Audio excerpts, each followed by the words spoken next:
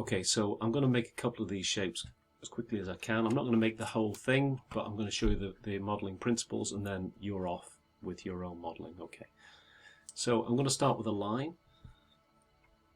Just zoom in a little bit, and I'll begin by making this top shape. So I'm going to say click. When I'm dealing with curves like that, you actually only need 3 points or 3 vertex. So, and go back to the first one and make sure it says close spline, which it does. That's great. Now that I've basically traced out the basic profile, go to the modifier tab, open that spline up, and inside it we've got 3 sub-object levels. Use the vertex sub-object level.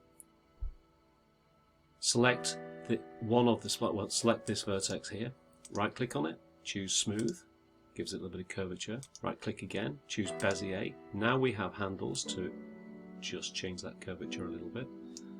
We can also just drop the vertex there a little bit. Same over here, smooth, right click, Bezier, change the handle and change the position of the vertex slightly. You can just grab it and move it around. On these ones we can do the same sort of thing, but rather than smoothing it, we just choose Bezier corner, and that gives us one handle to experiment with. Okay, same over here, right click, Bezier corner, and that just gives us one, and then we can just drop that into position. And that looks fine. And in a moment I'll add an extrude modifier onto that, but I'll come back to that in a second. So, down to the next shape, a little bit more complicated, but still easy enough. Let's go back to our Create tab, Splines, Line, and same principle as before. 1, 2, 3, 6, and back to the beginning. Close the spline, fantastic. Go to the Modifier tab, open it up, go to Sub-Object Vertex, right click, Smooth, right click, Bezier. And give that a little tweak down here, right click, Bezier corner, give that a little tweak, and then push the whole vertex into the position that you like. Same again, right click, Bezier corner, give a little tweak to the handle, to grab the handle. Just because it's inside that box, just give it a little tweak there. Okay.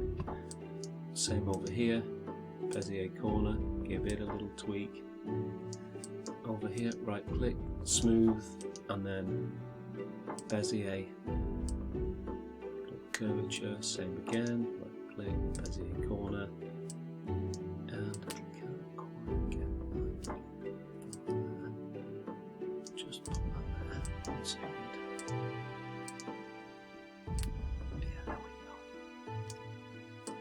There we go, that's better.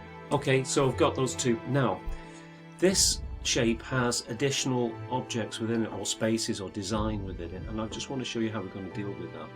We're going to, again, go back to the Create tab. We're going to be making a circle this time, but really importantly, because I want this new circle to be part of this overall shape, I turn off the Start New shape.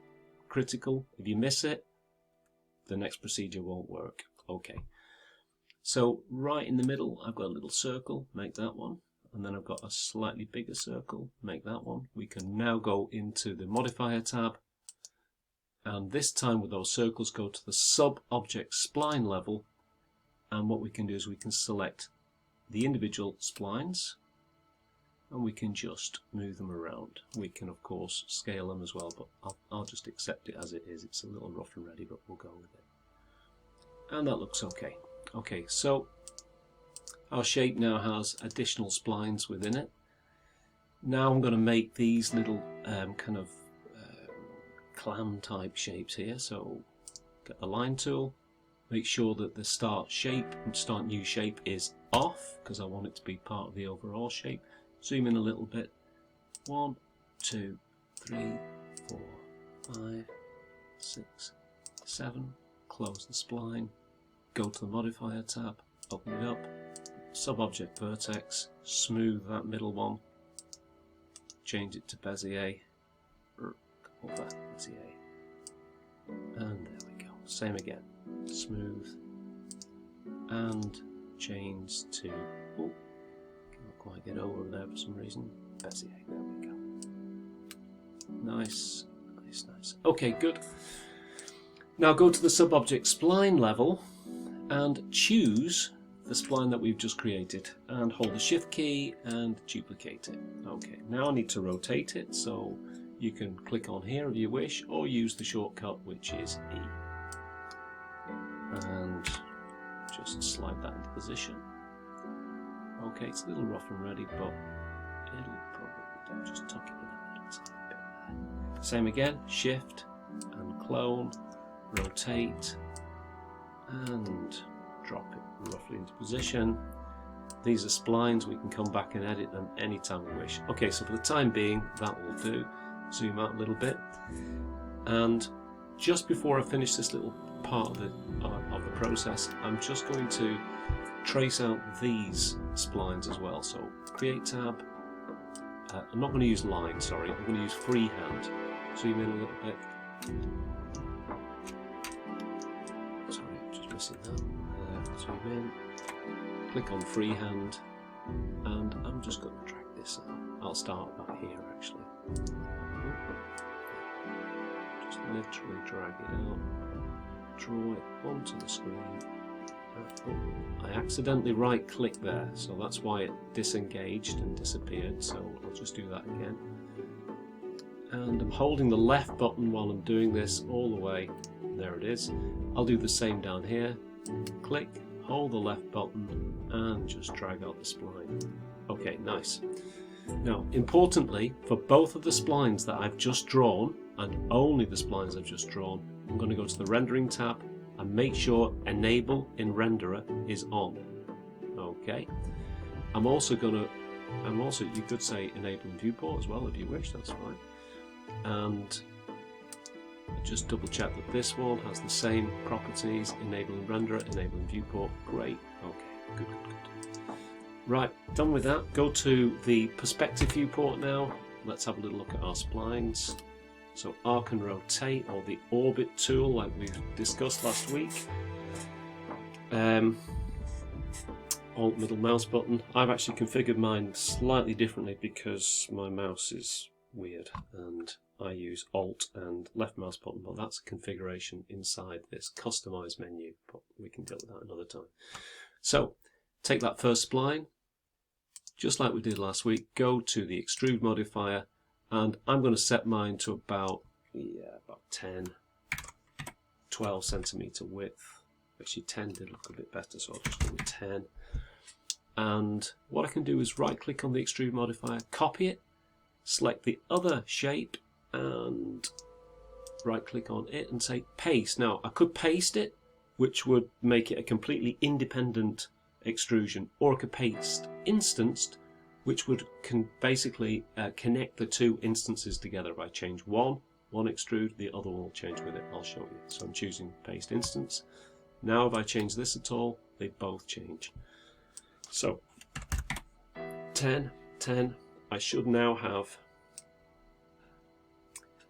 okay, that's good, but I'm looking at my design and I realise that one, these lines are out of place, so I need to select them, drop them into place, select that one, drop it into place pretty roughly. Ooh, that's very rough. Why don't I go to left view and do that with a little bit more accuracy. Okay, left view. That's good. And back to perspective. Looking good. All coming together nicely. Now, just while I'm modelling, I'm going to put a standard grey material on all of them. So, standard grey. Click. And click. And I can hit the assign material to selection button, or I can just click and drag. That's easier. Okay, quick render just to see how I'm getting on in the viewport. Let's have a quick look. Quick F9.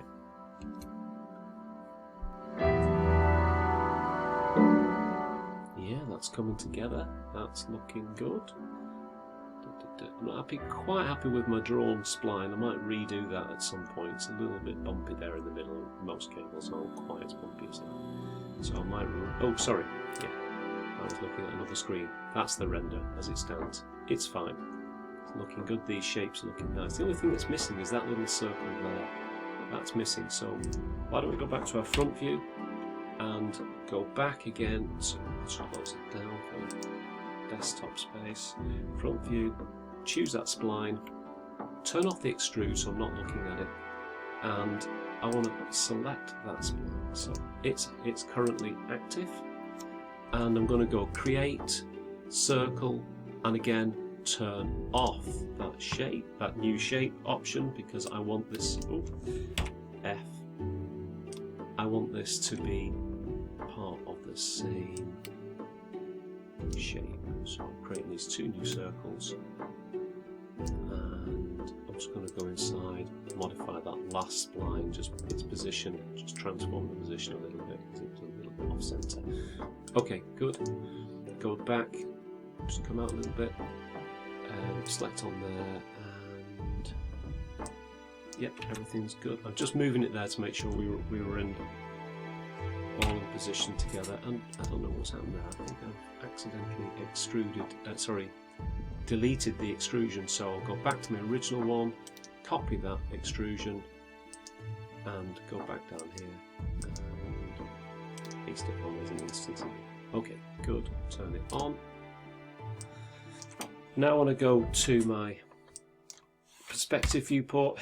I'm going to choose that object and then hit Z to zoom in. Just scroll down a wee bit, move it across, do a quick F9. Okay, that shape has now appeared. So, using splines, I've got very fast, very quick example of the modelling process, or the tools that I'd need to make this object. Okay, looking good so far. Back to my front view. Just want to, I've been 15 minutes, slightly longer than I thought, but the front view, I'll wrap this up in 2 minutes. These objects here, I'm going to use basic primitives for these. So week 1, we used standard primitives. So this one here is just a box. Let's drag that box out, like so. I'll come and deal with the actual thickness of that box in a moment.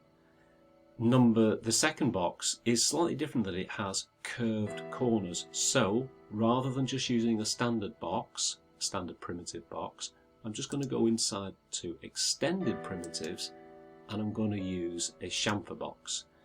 And you'll see the chamfer box kind of starts the same, but then it's got a little fillet option. Ooh, he says. To my fillet option. The fillet option will just give me a bit of curvature there on the corner. Nice. Okay, now these shapes, these boxes aren't going to be the right size, so let's go to perspective and review them. Okay, so the last one, let's take the height down, and we know that the height roughly for everything is going to be 10 centimeters, so 10. We might want to give that a little bit more. I'm going to give that about, looking at the image, I'd say that base is about 15. Okay, same over here. Come out there, make sure I've got my move tool, select that other object, and height for it, I'm going to make its height 15 as well. Okay, good. Give it a standard material. Click, click, click. Okay, 2 standard materials. Front view, let's review its position. This one, it needs a little bit more on both height and width. Good. Now I'm missing that base there. That little base is missing. So let's do it really basically. Let's use a standard primitive and a box. And I'm just going to make a box bigger. Back to my perspective, give it the correct height, and we know the correct height is 15. Looks good. And pop that in. Okay, good. Now, they're all nicely aligned. 1, 2, 3. Let's have a quick look. How's it rendering? 15 minutes. Okay, it's starting to come together. Now then, over here on the back, I'd probably use a cylinder. Maybe I'd use another chamfer box for that space in the box, or I'd use a spline depending on the kind of look I was after. And over here, I'd use the same tools, same spline tools that I used here to generate that box. with a circle, little mini circles inside it, and then we use perhaps just a cylinder and then a couple cylinders for the fingers. Right, so that was 15 minutes. Let's have a little look. 18 minutes. I'm going to stop now, hand it over to you. You'll have the start position. It should so this process should basically encompass everything we've done in the last 2 weeks. Looked at standard primitives. We've used a little bit of materials using the Arnold standard surface material. I've done the light setup, and yeah, I think you're good to go. All right, over to you.